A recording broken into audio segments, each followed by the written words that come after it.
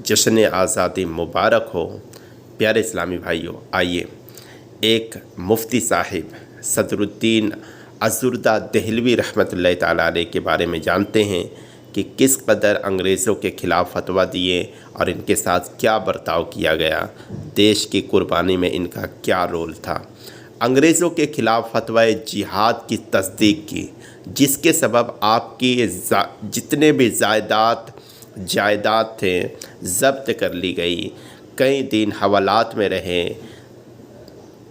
तकरीबन 3 लाख रुपए की किताबें ज़ब्त कर ली गई, जिसकी मौजूदा वक्त में कीमत तकरीबन 40 करोड़ बनती है।